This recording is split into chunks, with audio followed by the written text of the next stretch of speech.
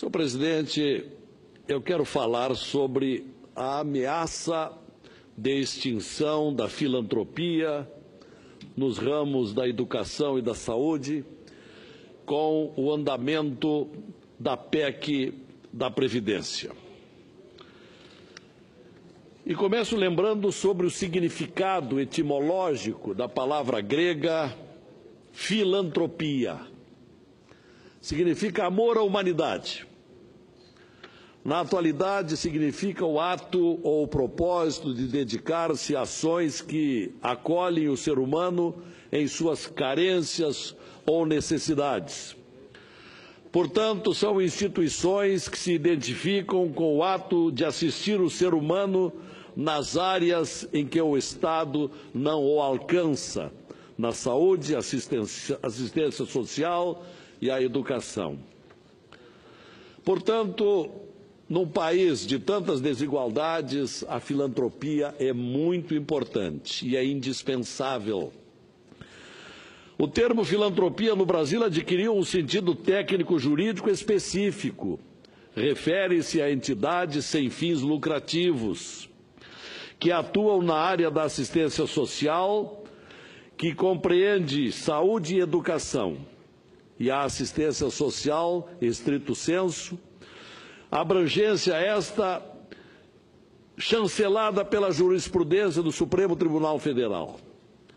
Tais entidades, além da imunidade com respeito a impostos, prevista no artigo 150, inciso 6º, letra C da Constituição, são imunes de contribuição para a Seguridade Social, conforme previsto no artigo 195, parágrafo 7º da Constituição brasileira.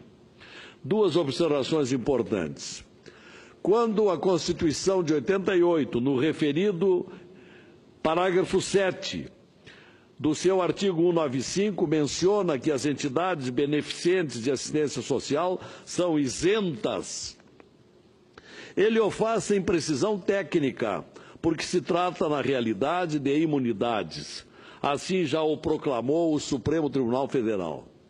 As entidades beneficentes de assistência social, dentre as quais se incluem as educacionais, e principalmente por elas é que falo aqui, para se beneficiarem desta imunidade no artigo 195, parágrafo 7º, precisam atender à assistência sem fins lucrativos. Beneficentes são filantrópicas, somente o são aquelas que atendem a esses requisitos. As que não os atendem beneficiam-se apenas da imunidade a impostos. Constituição de 88, artigo 150, inciso 6º, letra C.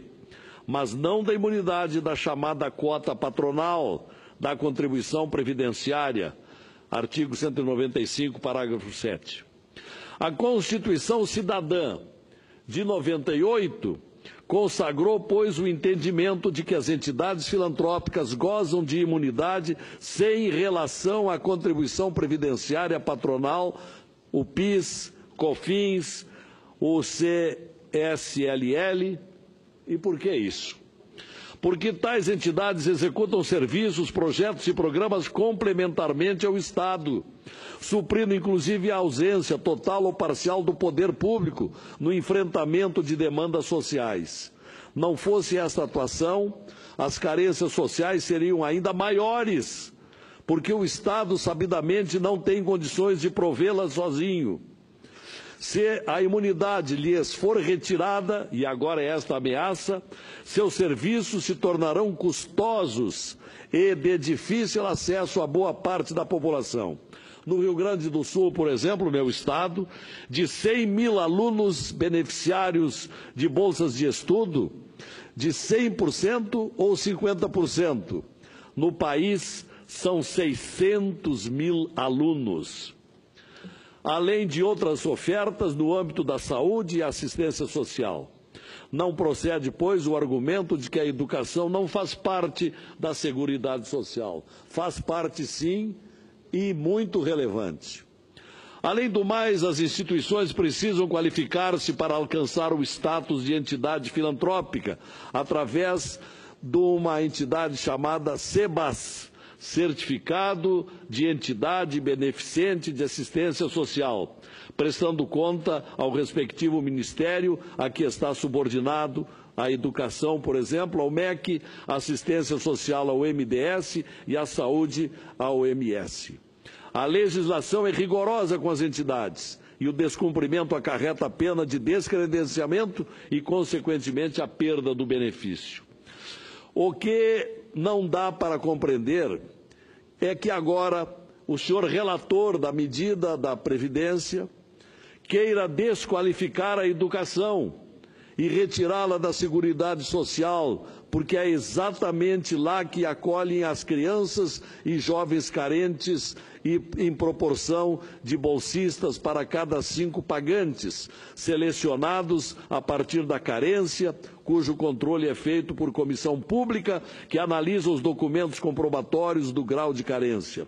São, portanto, crianças e jovens protegidos da vulnerabilidade social e da delinquência por conta do acolhimento na entidade filantrópica. Tenho certeza de que os jovens que hoje são vítimas da marginalidade não o seriam tivessem podido frequentar uma instituição educacional filantrópica que lhes teria ensinado valores, princípios, respeito à vida, amor ao semelhante, cultura, preparo para o enfrentamento da vida e dado condições de aprender uma profissão para ganhar honestamente a vida. Também eu, particularmente, senhor presidente, não estaria aqui não tivesse tido a bênção de ter podido frequentar uma instituição filantrópica que supriu a falta, condições de minha família.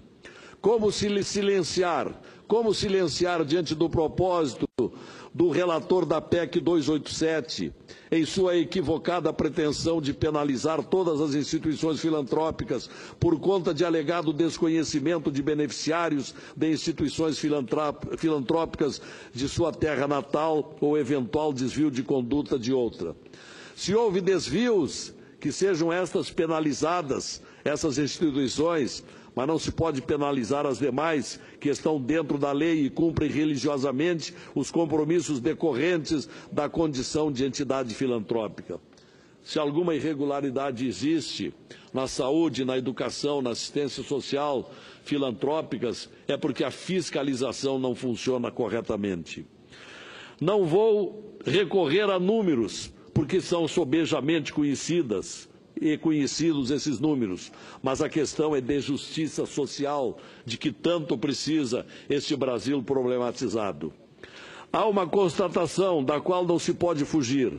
Tributos são fundamentais para a sustentação do Estado, mas não constituem a finalidade principal. Finalidades principais são, dentre várias, propiciar saúde, educação e assistência social, estrito sensu. Quando o Estado não pode provê-las por inteiro e de forma adequada, deve poder contar com a colaboração da sociedade. No caso, através das entidades filantrópicas, indispensáveis no Brasil, hoje tão carente de recursos.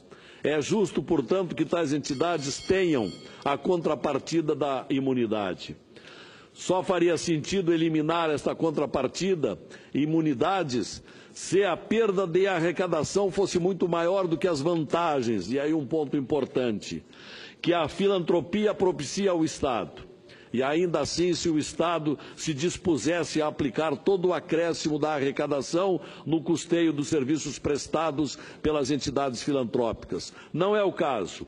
Estudos confiáveis demonstram que o retorno de cada um real de renúncia fiscal é da ordem de 5 a 6 reais, ou seja, para cada R$1 de benefício oferido pelas entidades filantrópicas, o Estado obtém retorno direto ou indireto da ordem de 5 a 6 reais. Portanto, o Estado ganha com a filantropia. Precisamos, na verdade, de respeito às milhares de pessoas envolvidas e favorecidas pelas entidades filantrópicas, sobretudo aquelas cuja vida tem sido dedicada aos menos favorecidos para ajudar a construir sentido de vida. Não podemos calar diante do risco de milhares de crianças e jovens serem jogados no olho da rua por conta da insensibilidade do legislador, que precisa avaliar as consequências de suas decisões e evitar que se consuma uma grande injustiça, cujas consequências serão irrecuperáveis. A sociedade não perdoará por esse equívoco. Apelo, pois, em conclusão, senhor presidente, à sensibilidade do relator Arthur Maia, que assisti ainda anteontem à noite, no programa Roda Viva da TV Cultura, dizendo que no item da filantropia há necessidade de uma melhor calibragem, conforme a expressão que ele usou. Ainda bem que começam a pensar nesse particular. Que o senhor relator e dos parlamentares que tenham sensibilidade para que tenhamos a grandeza e a humildade de respeitar o legado histórico das instituições filantrópicas que há mais de um século fazem com eficiência o que o Estado não vem conseguindo fazer. Destruir essa obra é um sacrilégio e não terá perdão. Eu espero que tenhamos suficiente inteligência para não consumar esse erro histórico que nos envergonharão para o resto de nossas vidas. Era o apelo que eu queria fazer. Tenhamos sensibilidade para encarar esse item da pretendida reforma tributária. Que não haja o fim da filantropia na saúde, na educação, na assistência social. Obrigado, presidente. Obrigado, senador Lazier Martins.